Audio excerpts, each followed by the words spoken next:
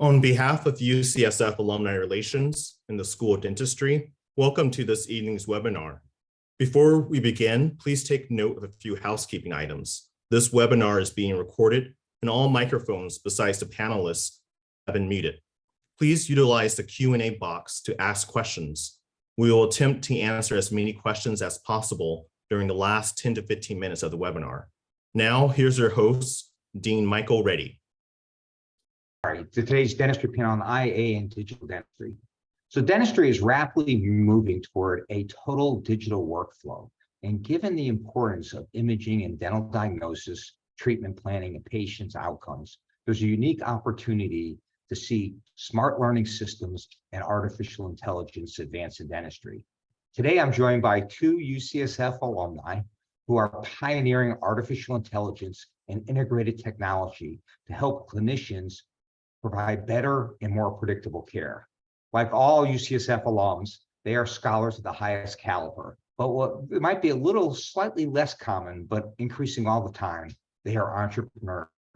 They are joined today by a longtime faculty member who's really does it all at UCSF and the Department of Dentistry's Preventive and Restorative Dental Sciences, who is a leading clinical researcher in data science, artificial intelligence, and patient outcomes. Today's program focuses on the evolving aspects of dentistry and how the world of digital data is changing the future. And at the same time, it gives insight into the future of health for communities and all healthcare related disciplines. So let me introduce today's guests. First, Dr. Kjeld Aamodt is the founder of Uniform Teeth. He's become a leading voice in clear aligner technology. Dr. Aamodt said he founded his company to provide accessible and attentive care for the next generations of patients. At UCSF, he has served as the pre-doctoral orthodontist director and as an assistant clinical professor.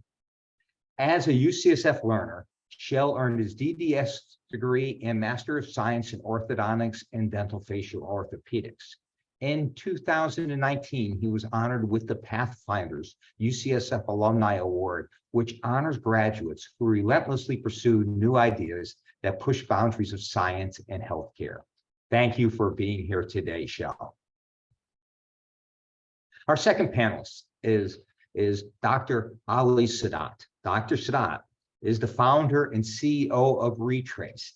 His company is leading in dental artificial intelligence by streamlining predictable healthcare between payers, providers, and patients.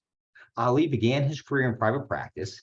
His early work in biomedical imaging techniques and computer-aided simulation led him to founding Retrace. Ali has had clinical and research appointments at UCSF and the Zuckerberg San Francisco General Hospital. He is a DDS graduate of UCSF as well as a postdoctoral graduate in oral and craniofacial sciences. Ali, welcome. Okay, our third panelist is Dr. Joel White. Dr. White is chair of the Division of Preclinical Education, Biomaterials, and Engineering, and a dental provider in General Dentistry Faculty Clinic of UCSF's Dental Center. He holds the Ray and Mary Bertolani Distinguished Professor in Restorative Dentistry at UCSF. He's a highly published researcher, clinician, and teacher. His latest research focuses on patient data and how it can be used to assess and improve oral health care. Dr. White received his DDS from the Ohio State University and his MS in dental materials from the University of Michigan. Thank you for joining us here tonight, Joel. It's a pleasure to have you all here. Okay, so to frame our conversation, why don't we start, Joel, why don't I start with you? Can you briefly share your perspective on how technology is changing the practice of oral health and dentistry? Well, it's really an easy question because everywhere we turn, technology is making inroads in everything we do. There's virtually nothing we do in a day that technology doesn't help, and dentistry is the same way. So in a greater scheme of things, we see it most frequently from everything from scheduling, calling assists, right down from that all the way through clinical care with CAD/CAM and imaging from aligning technology use, And now we're adding artificial intelligence into that mix. Yeah, thanks, Joel. Kjeld or Ali, anything to add? Good at that point. Okay, Kjeld, I have a question for you. Okay, so virtually no one likes braces as a patient. Okay, and one of the common issues with orthodontic tooth movement is it takes a long time. Can technology improve that? Absolutely. Technology can 100% improve the delightfulness of orthodontic treatment in terms of, like you said, the time that it takes to get a great result, the quality of that result, and the methods that are used to obtain that great result. For example, what it takes for an average orthodontist in the US to get a great result is usually around 2 years and 25 visits. And what we could do then, now we can do much faster and much more efficiently. With some pretty cool technology that I've been working on over the last 6 years, we can bring that down to less than half the amount of time and only 3 visits. How? By improving the predictability and efficiency of treatment through personalized medicine that is tailored to the patient, using more data, better data, instead of blunt averages or guesses at how teeth move. Teeth move like icebergs. What controls their movement is what lies beneath the surface. And so now over these past few years, I've created some tectonically different ways of moving teeth, and how we can use more information like never before to transform the treatment for millions of people. And I can talk very deeply about this if you'd like to talk about, the status quo and the chaos that technology can introduce, and how that disruption can actually really help us. Well, I think that's a topic we probably want to explore a little bit more as we go on. Ali, I want to ask you. So one of the issues we spend a lot of time on in dentistry is the confusing nature of benefits. Revenue cycle and inefficient payment structures in dentistry. And one of your aims is to address that problem. Can you describe the issue and the potential solution? I'd love to. Well, maybe first of all, thank you on behalf of the Retrace team for hosting us, and thank you to the Alumni Association for extending the invitation out. It's definitely an honor and a pleasure to be back here with the university and the alumni. To answer your question specifically, yeah, absolutely. I think the trend that we noticed early on was, especially when I was at UCSF or in dental school, was kind of the emergence of dental service organizations, or DSOs, kind of moving or beginning to rapidly expand during that time. And essentially, what we saw from a revenue cycle management perspective was many of these dental service organizations were essentially coming in and expanding upon essentially what the role of the dental practice management system was back within the office. And at a high level, now that we at Retrace have been at this for the past 6-7 years or so, is essentially for the average clinician and for the average practitioner who's operating in a GP practice, is that the cost of revenue fluctuates somewhere between 7 to 11% of total production dollars. And essentially what these DSOs, or private equity backed companies, were coming in and doing was streamlining that process to be able to reduce down that 7 to 11% of essentially the cost of revenue, and moving that down into the single digit area, closer to 6-7%. So from a revenue cycle management perspective, essentially the idea behind that is once you've completed the procedure and that procedure is going out the door, whether it be to an insurance company or being able to collect that portion of that payment back from the patient, but essentially it was costing these practices again somewhere between 7 to 11% of those dollars. And the opportunity that we saw was being able to come in and, rather than taking a services approach with it, as in the case of a DSO, was to come in and apply technology to this, idealistically software, to be able to come in and essentially be better, faster, cheaper, and reduce that overhead or cost structure back for the provider community.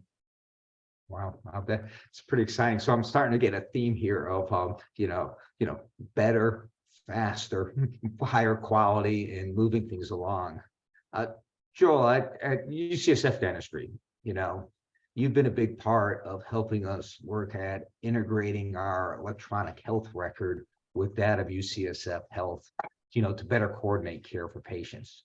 So from your research and your clinical perspective, what are some of the possible benefits for dentistry when it comes to assessing patients' data in an EHR system?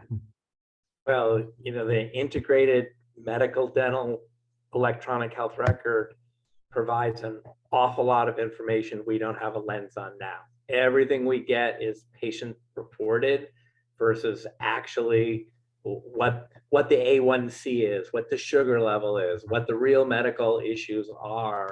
And now we as of December 5th, we're going to start to get that automatically. And if I combine the topics that have been talked about, imagine a day when intraoral scanning is done. Imagine a day when appropriate radiographs are taken. Imagine a day when you've got an integrated health record and all that information is pre-populated so the dentist can work on the diagnosis, which is prompted by the AI, the proposed treatment, which is prompted by the AI, and putting together a treatment plan where there's real-time benefit determination on the end. So there's no guesswork, that the treatment plan that you provided, what the third-party benefit, the insurance payer, the patient pays, know all that up front. And so it makes,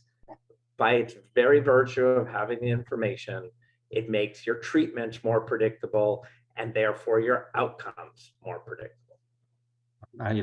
It's kind of an exciting time to think about what the possibilities of the combining data are. All right, so I want to go back to orthodontics and get a little deeper into this. So combining the technology of three-dimensional imaging, intraoral scans, facial imaging or three-dimensional facial scan seems like it's, a little more complicated than simply leveling and aligning teeth from just taking an impression. Is it actually more complex? And if so, why should we do it? That's what I live and breathe every single day. I am so passionate about this. And you're right.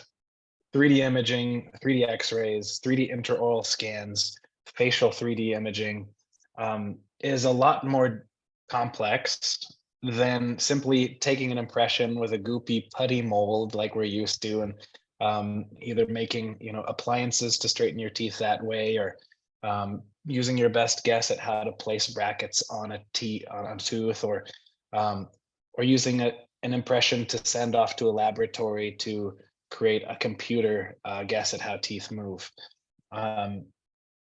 Teeth move like icebergs, like we talked about before, and it's incredibly complex, and there's some huge benefits to using more data. So if we look at the old world, the analog traditional practice, the great things about the old world is that you can get great results, and doctors have supreme control over their treatment, seeing the patient every month, bending the wires, putting on the brackets.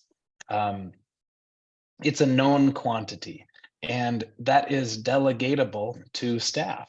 The negatives are that it takes a long time, like you said before, and braces are unsightly and painful. We have emergencies where the wire pokes through the cheek, or all kinds of sores, and people don't want to have metal braces, and even other more quote unquote modern kind of clear aligners that have been around for the last 40, 50 years and digitized in the last 20 are still very expensive because they require a lot of maintenance, just like braces, a lot of visits to maintain, to adjust the appliance. And it's all of this kind of traditional practices designed for unfortunately, the doctor's comfort level, not necessarily the patient's needs. Most orthodontic offices, I'm ashamed to say, are banker's hours at best, but most likely 3.5 days a week, and probably not nights and weekends when most patients are able to do it. So now we have this promise of new technology. We have at our fingertips 3D X-rays that are now accessible price points for doctors to buy, intraoral scanners, so that we don't have to have these goopy molds or expensive impression material. It's really exciting, but there are some scary things that come along with this, like, is artificial intelligence going to make doctors obsolete? Is it going to be frustrating and expensive for me as a doctor to learn how to use that 3D X-ray? Or is it going to increase my liability for something that I don't catch, but that's in there? Is it going to be difficult for me to learn and use these new technologies? Am I going to risk my reputation by endorsing a potential flop of technology, joining onto a bandwagon that maybe turns out not to work? There's a lot of stories that I could share about parallels in other industries like that. But ultimately, the fear is, am I going to be left behind if I don't embrace these technologies? And they do have a promise, the promise of reducing the cost, reducing the duration of treatment, reducing the burden and the pain of treatment and the unsightliness of treatment. Technology, the interesting thing about technology is that it suddenly makes entire industries obsolete. Just remember Netflix and Blockbuster. Remember Amazon and Sears. AI and machine learning propose these bizarre solutions to known processes, and that can be really disorienting to doctors. For example, there's these really interesting scenarios where computers started learning how to play chess. Have you guys heard these? It's really fascinating. And they started to pit the best human against, a supercomputer. And for a long time, the humans won, but then the supercomputers started to win. And then they had multiple supercomputers and they'd battle it out, 2 supercomputers against each other. And the supercomputers would make these new opening moves that nobody had seen before that seemed bizarre. And sometimes there are, and I've seen in my own profession, seemingly bizarre solutions generated by these new ways of thinking about oral health and how teeth move that are very difficult for doctors to conceptualize. But this chaos is surrounded around solving some problems.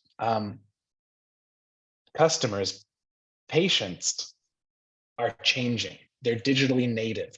They expect this on-demand economy where you get into an Uber and you don't tell the driver where you're going. You never take your wallet out, but you get to your destination really fast.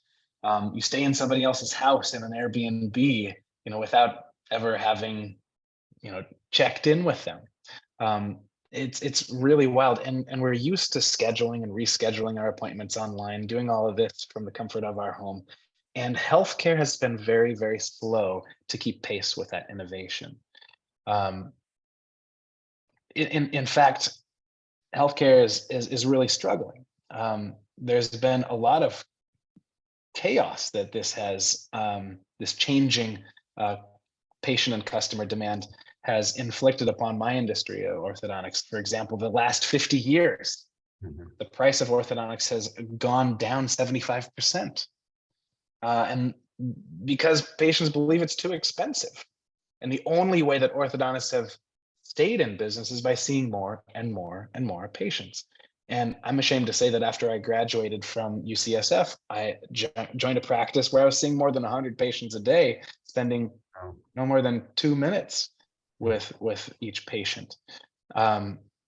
More patients means doctors have to work harder, take on more risk, more headaches, and it erodes the doctor-patient relationship. And so it's no wonder that there have been these unscrupulous companies trying to capitalize on an unmet need for patients. The other really interesting point that I want to bring up is that this digitization of healthcare, these 3D X-rays or 3D scans, they're much easier to use, and it allows other companies to try to take the doctor out of the doctor-patient relationship. And digital fabrication allows previously expensive or impossible dental devices to be mass-produced cheaply, opening the door further for unscrupulous companies to intrude or leapfrog the doctor-patient relationship. And so there are some heroic things that we can do to establish order, in healthcare, which is necessary in this kind of technology, the threatening technology world, but also to exploit that chaos and inject new life into a somewhat stale situation.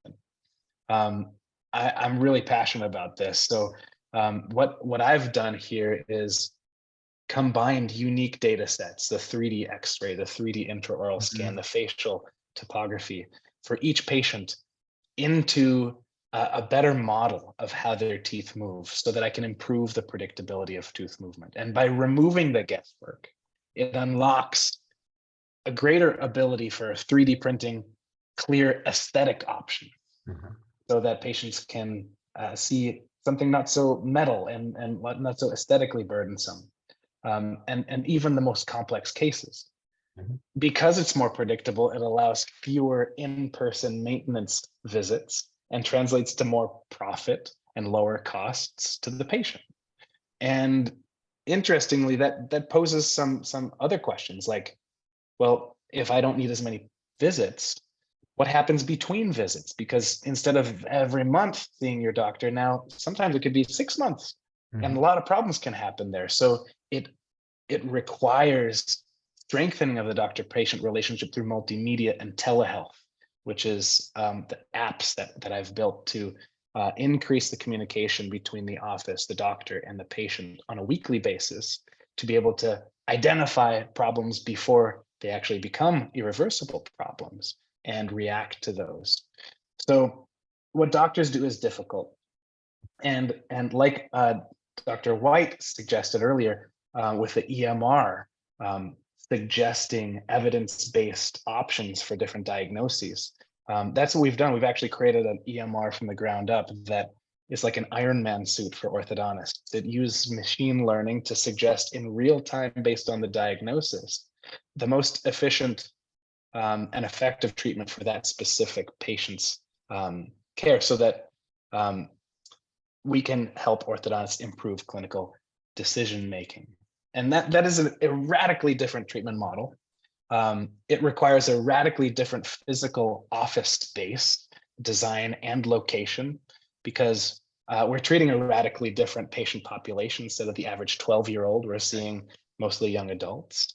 And that allows us to utilize other techniques like direct-to-consumer advertising to access these patients. And so these are all ways that it's absolutely worthwhile to embrace this complexity, and we definitely should do it. And so thanks for asking that question. No, it's a great answer. You gave me lots of things to follow up with you. Hold on for a minute. Ali, can I ask you, so you've been, talk about getting it right and, having research. You've been working on some research and applying AI to dentistry. And for full disclosure, some of the lead investigators you've been using are UCSF faculty. Thank you for that. But, can you talk as much as you can, what you've been studying and what you hope to learn? Happy to. The challenge that or opportunity that we saw was, something that I immediately faced, kind of my D3 year, immediately moving into the clinics. Actually, the very first patient that I treated through a comprehensive exam up at UCSF, and essentially what that is to date. What I would say is from a diagnostic perspective, dentistry has been somewhat subjective or more qualitative in nature than quantitative in nature. And I think this just goes back to my foundation as an engineer, training in bioengineering and biomedical sciences before kind of making that transition into dentistry. And I'll never forget this. The very first kind of patient that I saw in the clinics was an extremely, complex case. There were several consults that were needed. There was a cross consult that was needed. There was a perio consult that was needed. And when we called the periodontist over, I found myself in a predicament, obviously, where we're going through and assessing the patient's underlying periodontal disease, and getting into kind of not a debate, but a dialogue or a discussion with the attending periodontist at the time around what the estimated clinical attachment loss was coming off of a radiograph. And I sat there scratching my head a little bit because just the year prior in pre-sim lab, we were fortunate enough to have been introduced to some of the intraoral scanning technology and CAD/CAM technology, and I found this disassociation between what we were doing in the pre-sim lab, which was highly quantitative in nature, versus what was actually happening in the second floor clinics around actual patient-centric care. And I think that was the first time that I realized that, hey, outside of the periodontal side of the house, essentially the majority of diagnostic dentistry was qualitative in nature, right? We're looking for example, bleeding on probing, but that was very much so kind of binary. Well, the extent of blood actually matters, right? Yeah.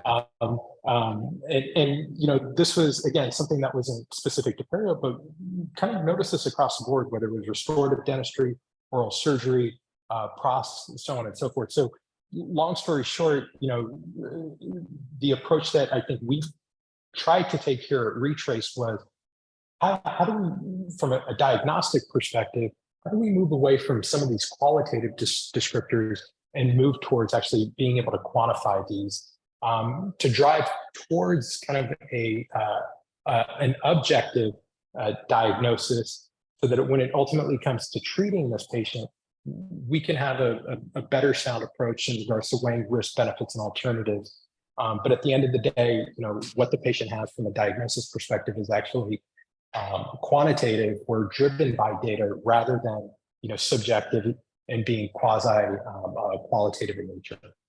Yeah. So as full disclosure, as a periodontist, I'd love to have it be more quantitative and moving in that direction. So thanks. I mean, that would certainly help a lot of what we're doing. Okay, Joel, I'm thinking about, what types of patient data should a dentist really look at for evaluating the quality of care they are providing? So not just the diagnosis to do it, but then looking back at what they've done. Well, thanks. It gives me a chance to pull together the themes we've heard so far. Yeah. I'm going to say we're not as calibrated as we wished we were. And when you finish your dental training and you go out in the real world and you get even more experience, keeping up with the standards of the profession, the guidelines, keeping up with those quality is really difficult. So I want to pull together that the brain plus the computer, and we'll call the computer AI, the brain plus the computer is better than the brain itself. And what we're really trying to do here is do quality work that's valid, instead of having patients, and we all see them, they go to other providers and they get what many of us would consider crazy treatment plans. And you see that they go to 3 different providers and get 4 different treatment plans. That this data, if you take everything, you take the chief complaint, the signs and symptoms, the findings, the results of the test, whether it's a scan or radiograph or a cold test or vitality test or perio probe, the result of the test, the radiographs, the clinical exam, all of those components together to drive a diagnosis, and then a diagnosis drives your top 5, top 10 treatments. That all of that assisted with technology, AI, is got to be better than us trying to do that when we've got another patient over here and another patient over there. That anything we can do to improve the validity, the standardization, the efficiency has to be better than where we are. And I'm talking about it as a general dentist who sees, 25 patients, 6 emergencies, hygiene visits, patient with complaints. It's tough to juggle all that. So the more information you get helps with assisted AI, helps to get better outcomes, period. Okay, so Joe, what you're describing is sort of like, for instead of artificial intelligence, more of an augmented intelligence, right? You still have the brain of the doc there, and now you've got the help of the computer. Do you think this would help someone who's a relatively new graduate, have the knowledge and experience of someone who might have 10, 20 years experience in the field from what they have seen before? Well, I'm even more excited with our learners that, finding that piece of calculus, down in that pocket, or doing the radiographic interpretation. Our students need that now, just like they're learning scanning and how to design CAD/CAM crowns. They need that, whether it's augmented, whether it's an aid to, or whether it's just predictions that help us. It helps our learners, helps the new dentists, and helps even seasoned dentists who might be distracted and might miss something. I've been practicing for 39 years, and I'm going to tell you I'm not perfect. And anything I can get that can help me say, hey, doc, look here, I'm good for. Whatever you call it, augmented or aided, Okay. doesn't matter. All right. Good. All right. Kjeld, I want to come back to, so during the pandemic, right? Every one of us has either been the provider or a patient, likely has had a telehealth visit. And, telehealth has exploded by necessity during the pandemic. And you were a relatively early adopter, let me just say that. And so what is, the importance of this for the future? And do you ever see us returning to the pre-2020 levels for how we work with patients? Thanks for bringing that up. Regarding telehealth, it's a terrible idea if you're trying to take the doctor out of the doctor-patient relationship and call it telehealth, and it's really commercialized something else, care, not even care. We all were forced, this forcing function of adopting some telehealth to our practices or just shuttering our patients. I'm really lucky that for other reasons, I had started to focus on telehealth because I saw it augmenting the doctor-patient relationship regardless of COVID. But the fact is that COVID's hit about 4 years into developing some really great telehealth applications. And so all of my patients, I had thousands of patients in 6 different offices across the US, didn't miss a beat with the 2 months of closure that our offices were forced to endure during those initial COVID months. Super lucky. We were still able to check in. We were still able to progress along treatment. The only thing that paused is we obviously couldn't start new patients because those required a in-person visit at the time. And so the answer is a resounding yes. We will continue to use telehealth, I believe, to augment the doctor-patient relationship, improve the efficiency, improve the attentiveness and compassion of our care, and the on-demand, bring it into your living room, bring it into your home type of care that really we all have to realize healthcare should be. We call ourselves healthcare providers, but the true healthcare provider is the person themselves. Half of what we do, the great outcomes that we achieve, is because of our excellent diagnosis and excellent treatment plan. But even the best treatment plan, whether that's a diabetes treatment plan, an orthodontic treatment plan, you name it, has an adherence component, a compliance component. And how do we augment adherence and compliance? May not be through, forcing them to come into the office and check with a microscope, but instead other means that I'm really excited to share more about, at least in my industry. So I see this growing and helping us doctors in the future become more efficient, address problems before they even start, and help motivate and keep our patients adherent regardless of the treatment plan. Yeah, thanks. Yeah. All right. So Ali, I have a question for you. So Joel alluded to, we go to, 3 different docs, we get 4 different treatment plans. And you spoke about the fact that we have qualitative assessment that we're using our minds to make when we're reading radiographs. So, one of the things when we start to think about this is, how do we incorporate, transparency and ethics to reduce the bias so we don't incorporate these qualitative things that we think about into the deep learning with machines, so that they start to just make the mistakes for us that we sometimes make? How will future systems address that? I appreciate the question. I think this goes back to some of the points that Kjeld and others had mentioned kind of earlier. This may get into a little bit of the technical side of the house, but I'm sure the audience will appreciate and hopefully learn from this. Essentially, from a technical standpoint, what we see here is there's a couple of different ways that can be used in order to train these systems, right? And I think the headlines that we've historically seen are some of the challenges that some of these AI models have found, whether it's biases or inferences or predictions that are not necessarily accurate or reflective of what's going on.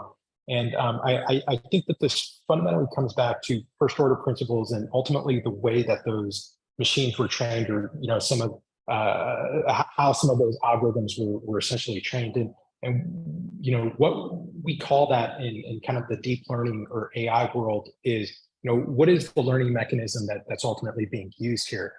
So there's essentially 3 different frameworks that one could use in order to train a machine. One methodology is referred to as unsupervised learning. So this is kind of this idea that I'm just going to give the machine a set of data. I'm going to label that, and I'm going to allow the machine in order to figure out what's causation and correlation, and essentially rely on kind of a black box algorithm. The second school of thought is an improvement upon kind of an unsupervised approach, which is referred to as semi-supervised learning, where I kind of know how to label the data right. There's a certain amount of clinical attachment loss. I think this is decay. I think this is caries. In the instance of a radiolucency back on an X-ray. And, again, I'm going to feed that into the machine and allow the machine to come up with a prediction or an inference on the other end and come back and measure that. And oftentimes what we see in instance number 1 and number 2 there is at the end of the day, regardless of how much data you feed into these systems, there's always going to be an edge case where the machine produces a bias here. And it goes back to, simply having noise back within that sample set, and that noise propagating or manifesting itself on kind of the outcome side of the house. The approach that we've taken here at Retrace is kind of the third school of thought, which is a supervised approach.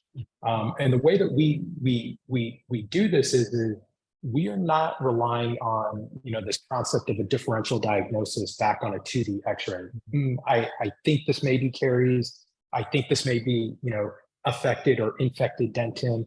That labeling approach or method of teaching the computer is not an approach that we use here at Retrace. And I think to answer your question directly here, if there's a desire to move away from some of the subjectivity or biases that ultimately these machines may produce, I think it ultimately goes back to first order principles and the methodology in which these machines are trained. And so coming back to that idea of supervised learning and the concept of a differential diagnosis, the way that you ultimately tease that out in the clinical dentistry sense is let's move away from what does clinician one think is happening on the x-ray or the bite wing versus clinician number two?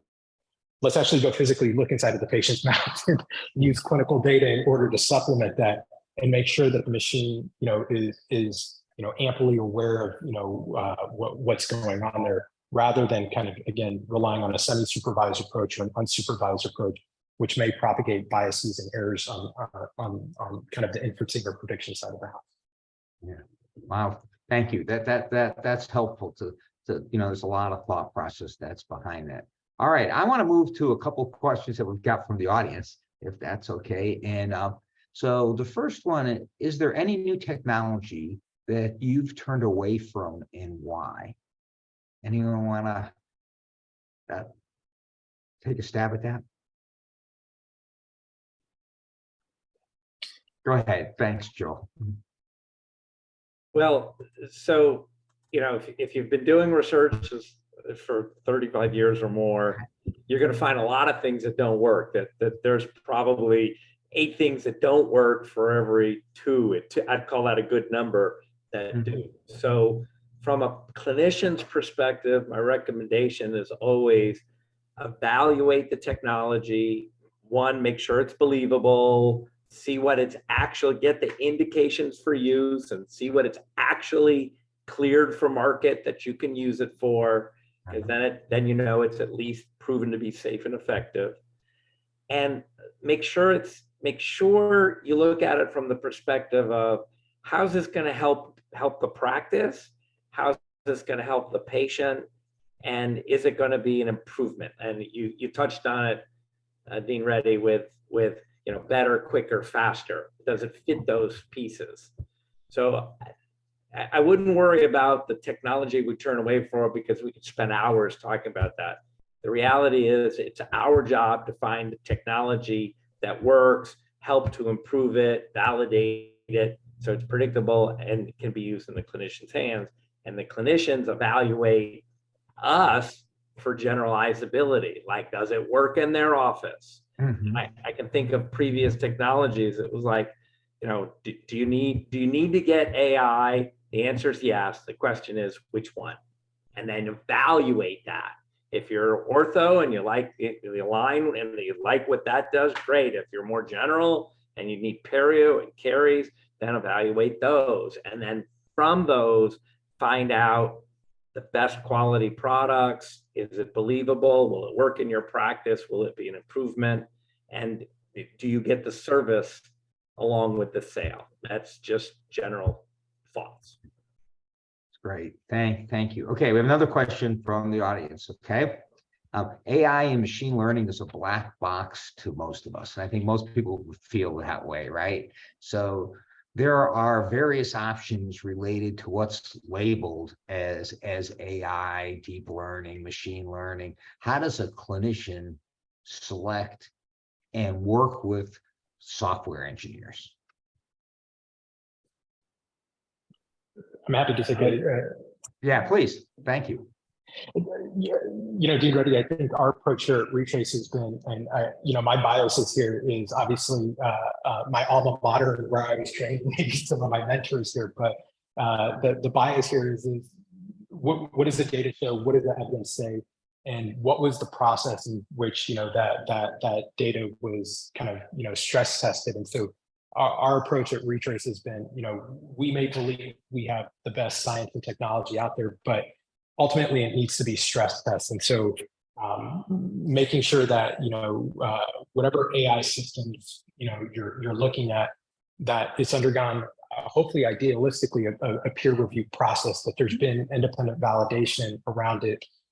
Ultimately, that there's underlying data around the efficacy of that. And so I think, again, my bias here is the evidence-based training and the way I was indoctrinated into the profession. I think that's something that, we've maintained here at Retrace, and something that we echo through and through, which is ultimately, what does the data show? What is the efficacy around it? And most importantly, what was the process in which that efficacy was determined? Okay, great. So another question from our audience. How can we get this new tech and big data in the hands of new practitioners and the community that needs it. Anyone want to tackle that? That's definitely something that I'd like to focus on, and how UCSF can help that too. How do we get that translational research of an invention into clinical practice, into the hands of the sole proprietor or the clinician? And that's something that UCSF can definitely help with. It's about change, it's about new information, it's about personal benefit. So society's needs have been changing. And how will the doctor stay ahead of that to be able to deliver delightful, efficacious, and cost-effective care? AI and machine learning will drive the major threats to the status quo and drive the most benefit to providers and patients. But how do we get that into their hands? There's this book called The Innovator's Dilemma. You may have heard of it. It describes how that new technologies are rarely created by the incumbents, because big companies that are super successful at the time, like Sears, are unlikely to be the ones to create Amazon. And IBM and Microsoft, who are really big and super successful, haven't been the ones that created the iPhone. A big problem with healthcare is that innovation in healthcare usually doesn't happen within. Disruptors are outsiders. How can UCSF embrace that? Large incumbents, and they're big, they're slow moving, and they actually, this is the craziest part, lose market share by listening to their customers. Because by addressing those customers' needs that they have, any diversion into a new thing like AI or machine learning actually takes away that research investment, takes away from their bottom line to their shareholders.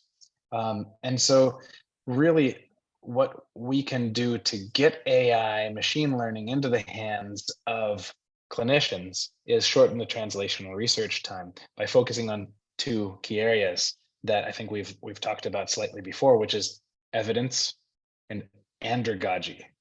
So small new companies like mine and Ali's, we have the audacity to serve a small fringe group of early adopters, and they're willing to suffer through some of those growing pains.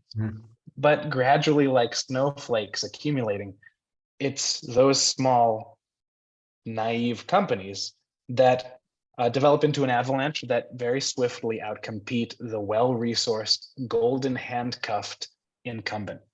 And so how can we solve the biggest problem with innovation, which is actually misinformation? There are unscrupulous companies out there that have, over the past few years, tried to take the doctor out of the doctor-patient relationship and achieved multi-billion-dollar valuations. It's led to cheaper and more scalable products, certainly, but it's a public health problem and destruction of oral health for financially vulnerable populations all over the United States. Those people who can't afford, going to a top-tier orthodontist or dentist, and who value maybe their aesthetics more than maintaining their teeth, are losing teeth in the process. The answer to all this isn't automating the doctor out of the doctor-patient relationship. It's augmenting clinical decision-making and making patient-centric technologies. How do we partner with industry to create evidence for the superiority of certain methods and creating better outcomes in less time so that more doctors, more clinicians can benefit from that technology? A small startup company can move quickly, much more quickly than a university, and they're able to monetize, advertise, promulgate all of that information as long as we can equip them with evidence. So they can move much faster. So that's really what I want to focus on, is how can we incentivize that? So I have a lot of ideas for how UCSF can do that, so that patients can transform their lives, doctors have a more satisfying career, and healthcare can stay healthcare, not a kind of graduate school of business company like Invisalign was started not by doctors but by business students.